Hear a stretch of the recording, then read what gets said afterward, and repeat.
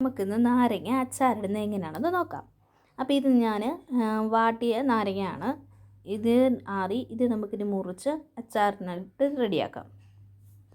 അച്ചാറിന് ആവശ്യമായ വെളുത്തുള്ളി നമ്മൾ പൊളിച്ചിട്ടുണ്ട്. അതിൽ വലിയ അല്ലിയുള്ളത് മുറിച്ച് 2 കഷ്ണമാക്കിയാണ് നമ്മൾ അച്ചാറിടാൻ ഉപയോഗിക്കേണ്ടത്. അത് നമ്മൾ റെഡിയാക്കിയിട്ടുണ്ട്. പാത്രം ചൂടായി നമ്മൾ ആവശ്യത്തിനുള്ള വെളിച്ചെണ്ണ ഒഴിച്ചു.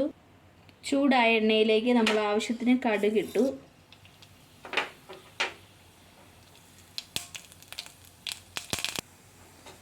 ആവശ്യത്തിന് ഉലുവ ഇട്ടു.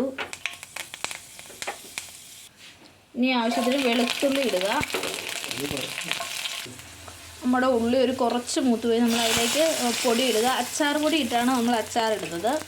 അത് നല്ലപോലെ ചൂടാവുക. പിന്നെ നമ്മൾ കുറച്ച് മുളക് പൊടിയും നമ്മൾ എരിവിനായിട്ട് കുറച്ച് മുളക് പൊടിയും കൂടെ ചേർത്തു. ഈ പൊടി നല്ലപോലെ മൂക്കുമ്പോൾ കുറച്ച് വെള്ളം മാത്രമേ ഇതിന് ചേർത്താൽ മതി. നാരങ്ങയിൽ ആവശ്യത്തിലധികം വെള്ളമുണ്ട്, അതുകൊണ്ടാണ്. ആവശ്യത്തിന് വെള്ളം ചേർത്ത് നല്ലപോലെ ഇളക്കുക. ഇത്രയും വെള്ളം മതിയാവും. ഇനി ആവശ്യത്തിന് ഉപ്പിടുക.